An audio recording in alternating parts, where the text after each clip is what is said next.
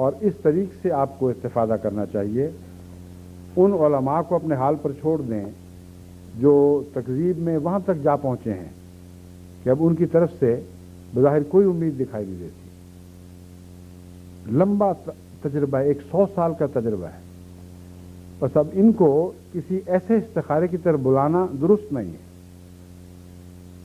پاک روحوں کی تلاش کریں اور پاک فطرت لوگوں کو بتائیں۔ کچھ عرصہ پہلے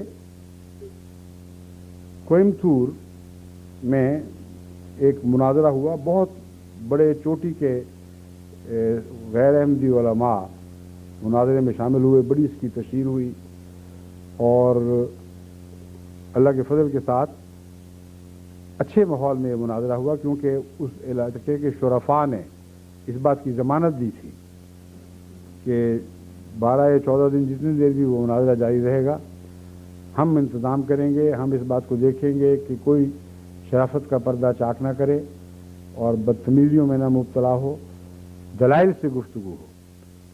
تو جتنے دن بھی یہ مناظرہ جاری رہا، اللہ تعالیٰ کے فضل کے ساتھ بڑے اچھے ماحول میں، اور ہر حصے پہ جماعت احمدیہ کو ایک فتح نمایاں عطا ہوئی۔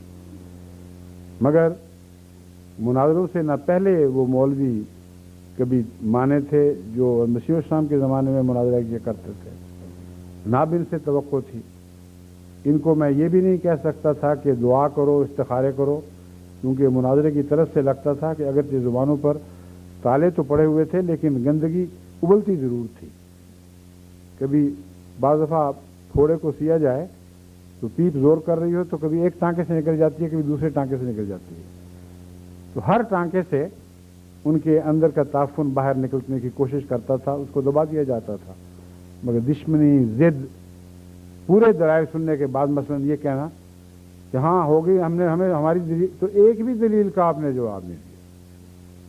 اور وہ مناظرہ آپ سن کے دیکھیں، انہوں نے ایک بھی جماعت کی پیش کردہ دلیل کا جواب نہیں دیا، ان کا قرآنی آیات کا حوالہ تک نہیں، ان کا ذکر تک نہیں چھیڑا جن پر جماعت احمدیہ کے مناظرین نے حضرت مسیح موعود علیہ الصلوۃ والسلام کی صداقت کی بنیاد رکھی تھی۔ لیکن ایک مناظرے کا ان کا طریق ہے، تمام ٹکسالی کے مولویوں کو یہ طریق سکھایا جاتا ہے، جب تم سب جاؤ ان کی مجلسوں میں سوال کرو، وہ جو کچھ کہہ دیں ان کو سننے کے بعد کہنا جی کچھ مزہ نہیں ہے، بات نہیں بنی، کوئی دلیل نہیں بنی۔ مسلسل یہی رٹ لگائے رکھے تھے۔ وہ پڑھتے پڑھتے میں بیزار ہو گیا، میں نے آخر ان کو کہا کہ ان کو اب یہ تو میں دعوت نہیں دے سکتا، پہلے بہت دے چکا ہوں کہ دعا کرو یا مباہلہ کرو، یہ اس حد سے بہت آگے نکل چکے ہیں لوگ۔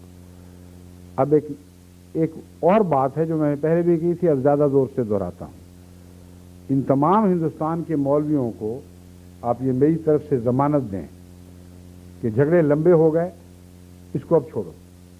تم یہ یقین رکھتے ہو اور کامل یقین رکھتے ہو اپنے زوم میں کہ مسیح ابن مریم زندہ آسمان پر موجود ہے، اور آن حضرت صلی اللہ علیہ وآلہ وسلم اصدق الصادقین بیان فرماتے ہیں کہ ان کے اترے بغیر امت کے مسائل حل ہی نہیں ہوں۔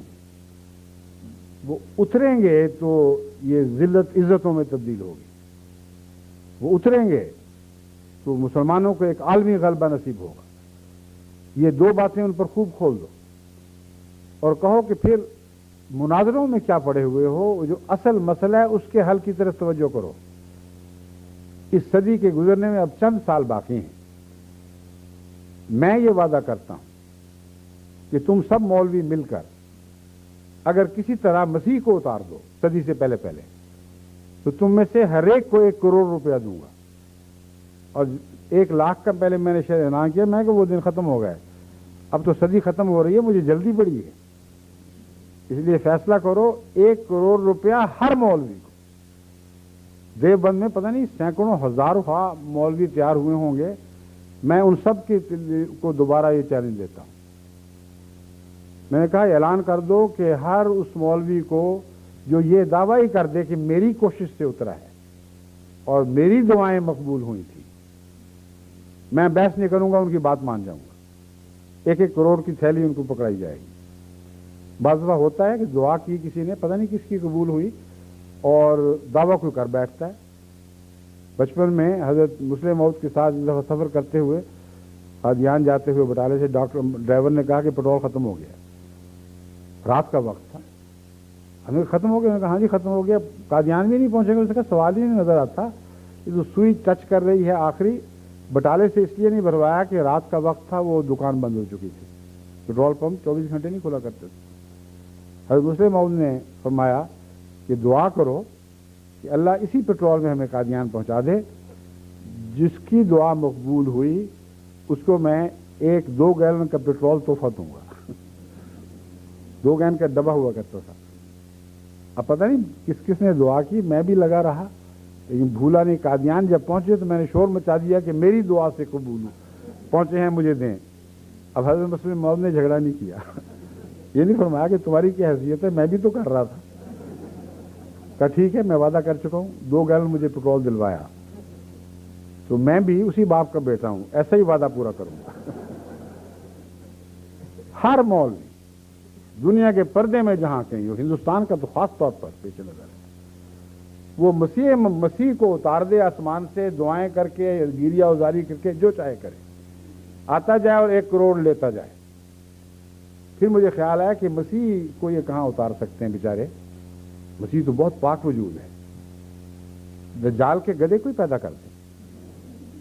میں نے کہا اچھا مجھے یہ بھی منظور ہے. مسیح تو دور کی بات ہے, اگر صدی ختم ہونے سے پہلے وہ دجال کا گدھا ہی بنا کے دکھا دو جس کے آئے بغیر مسیح نے نہیں آنا, تو پھر 1-1 کروڑ روپیہ ہر ایک مولوی کو ملے گا. اور یہ دعویٰ میرا آج بھی قائم ہے. اب تو اس قسم کے چیلنجوں کے وقت آ گیا ہیں. ہاتھ کنگن کو آرسی کیا, مسیح کو اتاریں اور جھگڑا ختم کریں. میں اور میری ساری جماعت تو پہلے بھی مسیح کو ماننے ہوئے ہے, ایک اور مسیح کو ماننے میں ہمیں کیا آر ہوگی. تم وہ بدبخت ہو کہ اگر تمہاری نعوذ باللہ من ذالک واقعتاً تمہاری دعاؤں سے اترا تو تم انکار میں پہلے ہو گے. بلاتے ہو اور پھر اس کا انکار کر دیا کرتے ہو. ان یہود کی تو مشابہ ہو جنہوں نے بڑے گریہ ازاری کے ساتھ مسیح کے آنے کی دعائیں مانگی تھی, دیوار گریہ سے سر پٹکا کرتے تھے. اے خدا ہماری قوم ادبار میں کہاں تک جا پہنچی ہے, اب آخر ہم پر رحم فرما. اس منجی کو ہم نے بھیج دے. لیکن جب خدا نے اس منجی کو اتارا تو جانتے اس سے کیا سلوک کیا. بس وہ آنے والا تو آ چکا ہے اور کوئی نہیں آئے گا. تم جتنے جتن کرنے ہیں کر دیکھو, مگر اگر تمہیں وہم ہے کہ تو آئے گا تو میں تمہیں یقین دلاتا ہوں کہ تم انکار میں سب سے پہلے ہو اور اسی محرومی کی حالت میں مر جاؤ گے. بس اب یہ دلیلوں کے وقت نہیں رہے, اب تو ایسے آسمانی نشانات کے وقت ہیں جو بزرگوں اور متقیوں پر آسمان سے وہی الہام اور کشوف کی صورت میں اتریں گے, اور ان بد نصیبوں کو ان کی ناکامی اور نامرادی کی صورت میں دن رات ان کی زندگی کا عذاب بن جائیں گے اور کچو کے دیں گے کہ کر کے دیکھو جو کرنا ہے, تم ناکام اور نامراد رہو گے. بس یہ چیلنج ہے جو ہندوستان کے اس مناظرے سے میرے دل میں پیدا ہوا, اور میں اسے پاکستان کے مولویوں پر اور ان بڑے بڑے دعوے داروں پر جو مسیح کو کے مردے کو زندہ کرنے کی کوشش کر رہے ہیں, وہ کہتا ہوں کہ کرو, شوق سے جو زور لگاتا ہے لگاؤ, لگتا ہے لگاؤ, آسمان سے اسے اتار کے دکھاؤ.